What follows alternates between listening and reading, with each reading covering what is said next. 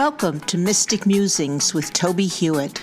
I'm Tobie Hewitt, and I'm your guide through time and space and all points in between.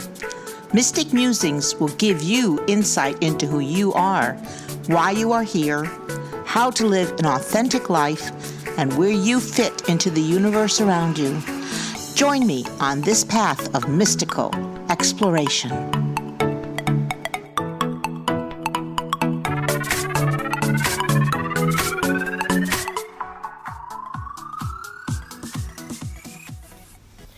Welcome to episode 27 of Mystic Musings with Tobie Hewitt.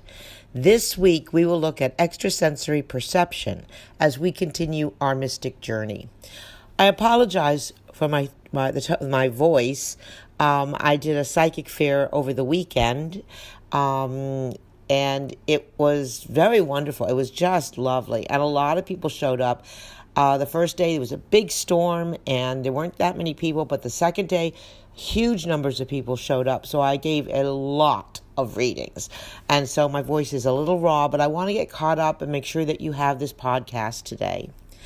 So today I wanted to talk about extrasensory perception and the different ways that we perceive things that we can't perceive with our five physical senses. I believe that we have many layers of bodies. We have the physical body, we have astral bodies, etc. But we have this etheric body that is a connection between, it works between our spirit and our physical body. And it relates different senses in the etheric body, relate to the different senses in the physical body. So you could think of the etheric body as our spiritual body. It's not our spirit, but it is the body that the spirit sort of resides in as well as the physical. It's complicated. We'll get to that in another time, because right now we're just talking about extrasensory perception. Our etheric senses gather non-physical perceptions and then communicate these to the physical senses, so we are able to process the input that with our conscious minds. So in addition to the five senses of hearing, seeing, etc., we have the additional sense of intuition. Connections between the etheric senses and the physical senses can be very subtle, or they can be very developed and pronounced. And people who are practicing using those clairs, it develops over time. Sometimes you just get gifts from a very early age of being able to perceive through the etheric body and have it have the etheric body translated into the physical, and we're able to use all that information. And what we do is we call these touch points within us clairs, CLAIRS, like clairvoyance and clairsentience. And what I'd like to do today is just go through those and tell you how these work and how they serve the ability of psychic extrasensory perception. So let's start with clairvoyance, because that's the one everyone has always heard of. And it is seeing and knowing at a distance, that which you cannot know otherwise. It means clear, that's the clair part of it. Seeing, that's the voyance part of it. Seeing at a distance, either on this plane or other planes. It is the faculty most used by psychic mediums to perceive the spirit plane and relay messages to loved ones on this side. So if I'm giving a reading, I can know things from the other side through this sense. It's sort of an overviewing sense, but I'm able to see the person on the other side, sometimes extremely clearly. There were people that I could swear they were in the same room. They were just right there with me. And then there are other people who don't want to be seen so much on the other side, and I have to really focus, just like you're focusing at something in a distance with your physical eyes. So clairvoyance is seeing or knowing something at a distance. And you could do that here too. You can know that something is happening somewhere else and be able to touch in with that. Clairvoyance, I believe, we get messages. We get messages from the other side that we could, maybe sometimes in dream. So let me say that one time there was a leader of, I believe, Pakistan, Benazir Bhutto, and I woke up one morning and I absolutely knew that she had been assassinated, except she hadn't been. Okay, so I knew this fact. I absolutely knew this fact, but it hadn't actually happened.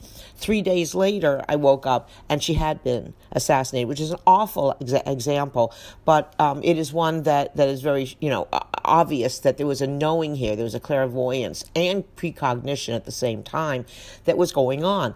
And so looking at that situation, I was able to translate from my etheric body into my physical body that knowledge.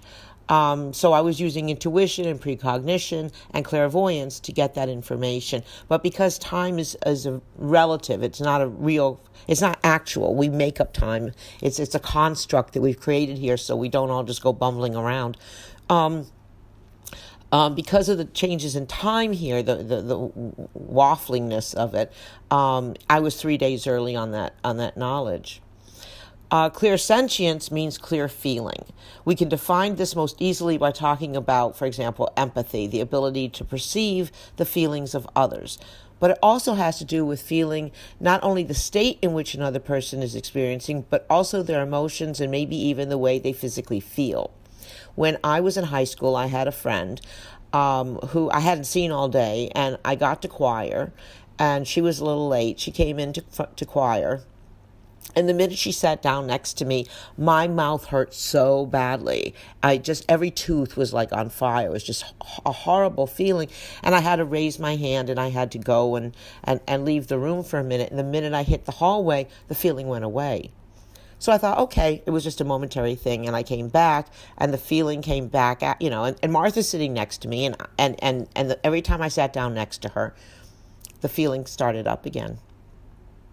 After choir, which was difficult to get through with that much pain, she actually turned to me and said, wow, I can't believe how my mouth feels. I had my braces tightened today. And I had been picking up her feeling of that. So it's sensing the way in which a spirit also... let me go back a minute. That was the first time really that I was aware that I was feeling other people's feelings. And then I could go back and realize that had been happening all along. So when we talk about clear sentience, that's one way of doing it, of sensing it. And we're sensing it with with our etheric body, but we're bringing it into our physical body, obviously. So I'm feeling that. I can also, when I'm giving a reading, sense the way in which a spirit physically left their body. For example, they can cause me a pain in my head, and I realize that they had an aneurysm or a stroke or whatever. Or I get a strange sensation in my chest, or I get the impression of the suddenness, which suggests an accident. And these things come to me. I feel them very strongly. And so I'm able to say to the person who's come to see me on this side, well, the person that you are talking to passed away from this. And they're able to confirm that. And that is a touch point. That is a moment where I am confirming for them that I'm talking to their loved one. Because otherwise, how would I know? If you are clairsentient, you may find yourself taking on the pains and troubles of others. And if you don't recognize a sensation as your own, it may belong to someone else, and you need to release it because it is not yours to learn from. I learn information, I gather information using that, but it's not something that becomes a part of my being. And you shouldn't let that happen either. If you find yourself holding on to it, you can sage yourself, or you can take a salt bath, there's other ways of clearing out other people's feelings and emotions that just are not yours. And it does you no good to hold on to those things. And if you find yourself doing that, you really need to, look up how to clear yourself, or you can always contact me through my website, and I'll be happy to help you. Clear audience is obviously clear hearing. And so sometimes this appears to be a physical hearing. You hear it so clearly you think, oh, I heard something, but there's nobody there. There's no sound there. I recently heard my name called twice in one day, and each time turned to see if there was somebody nearby who spoke, but each time there was no one there. And so I understand that that Spirit was talking to me for some reason, one reason or another. Now, Spirit, when I hear Spirit talking, I can relate the messages. So I will hear people talking on the other side, and I can relay what they're saying. Or if someone asks me a question, not about spirits that loved ones who have gone to the other side, for example, but of teachers, of questions of esoteric matters, I will stop and listen. And sometimes I hear the voices of teachers or masters and know that they're giving me information to share.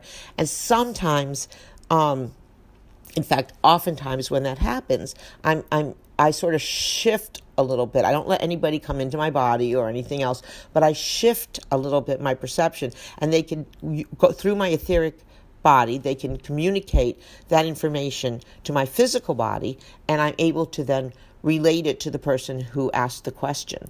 A lot of times I don't have a recorder going, and so afterwards I have to ask the person I'm talking to here, what did I say? It sounded like it was really important. And other times I'm able to remember a little and be able to reconstruct it. So, clear audience is really important, being able to hear clearly the messages from the other side. It helps become aware of your loved ones trying to reach you, and to get knowledge from, of course, teachers and masters. Clear cognizance is clear knowing. You just know that there's something obvious, there's something that's happening. Clear cognizance is sometimes, I used it in school, when I was in high school especially, because I would suddenly be having a question on a test. I promise this is true. Question on a test, have no idea what the answer is, and the answer would just come through me. So some of that might be clairvoyance, but claircognizance has more to do with that knowledge of those kinds of things. And so I would write down the answer that I perceived from the other side or from wherever, and it was invariably a correct answer. So it comes in handy that way, but claircognizance is knowing something that you could not know through any other means. Now, there are a couple that I have used Clair Alliance. I've never really thought of the word. I looked it up when I was putting this episode together. But that's the actual name of clear smelling. And sometimes you'll detect the aroma of things that aren't in the room. For example, when you detect the smell of roses suddenly coming in, that means that spirit's coming in to visit you. You can also get the aroma of somebody who's passed over. You have for example, somebody's perfume, and there's nobody there. So that, clear smelling is that ability to take from the etheric olfactory sense and being able to bring it into the physical and being able to say, oh, wow, what is that? And it wafts by and then it's gone and does no harm. It's not, I'm just thinking, well, it doesn't cause allergies like some people have when they smell, fresh grass or whatever, because it's not really there. Although it is, it's one of those wobbly things. Clear gustance, another term I had never thought about before, is clear tasting. And I have never had that experience where you suddenly taste something out of the blue, like, I don't know, you have the sensation of having chocolate when you haven't had it. And so I've never experienced it. I'd love to hear from somebody who's had that experience. But it is one of the clairs, and there are people who are sensitive, and their etheric body is able to perceive taste and share it with their physical body. Sometimes all of these work together. All of the clairs can work together. For example, when I'm giving a reading, I'm using clairaudience, I'm using clairvoyance, and I'm able to talk to people and on this side and give them fairly detailed readings, because I'm able to use my etheric body is able to work in conjunction with my physical body and bring that information over. And it's not like I'm sitting there thinking, oh, I am now going to allow my etheric sense of sight to do this. You never think, oh, now I am going to physically see something. But it works in conjunction. And because the spirit resides between those, or within those, I guess that's a better way of saying it, there's this, it's a feeling of a heightened awareness of that spiritual plane, of everything that's around us. And that's why these clairs, this extrasensory perception is important. It's not just being able to, read someone else's mind, or I don't know, I guess bending a spoon, I don't know if that goes into that. So that's psychokinesis or telekinesis. And I'm not sure that that's in the same category necessarily. But one thing that it's useful for is using it for healing also. So we're not doing just readings. We're able to bring healing energy through our etheric senses and be able to use them and be able to have them pour into the other person that we're healing as they come from the spirit plane. So it's the etheric body has these senses, and then this energy comes through our physical senses and through our physical bodies, and we're able to heal in that manner also. So what I would ask you this week, and I never really thought of the exercise for this week because I've had this psychic fair going on, is I would suggest to you to do more research on extrasensory perception, and to do more research on the clairs, and to also take out your notebook and try to remember times when you absolutely knew something before it happened, or when it was happening at a distance. You perceived something that was going on that was rippling the reality that you're in, and write it down. And I think that through there's ways of developing these psychic abilities, and we'll talk about them more as time goes on. But I was impressed to bring up this particular set of perceptions because they're the basic ones, just like our sight and hearing and smell and taste and whatever, our senses that brings information into us. So the etheric body, the senses of the etheric body, bring those senses to us. So over time, we'll talk about more exercises that we're going to be able to work on and to develop. And as I look into the future, into episode 28, I guess we're going to, because I am doing this because I need to get this to you today, I really am thinking about what I think the next topic should be. So I ask you to join me, and it will be a total surprise to both of us as we continue our mystic journey. Thanks for listening to this episode of Mystic Musings. Please join me every week to continue our exploration of all things mystical that can help you have a more practical and magical life. Please visit my website, tobiehewitt.com, for more information and to read my blog postings. And join me also at pathwaystomindfulness.org to learn how you can schedule a presentation. I'm available for mindfulness training, demonstrations of psychic abilities, and individual readings. I also have a number of books on mystical topics on Amazon.com. I look forward to hearing from you and answering your questions. Please contact me through TobieHewitt.com.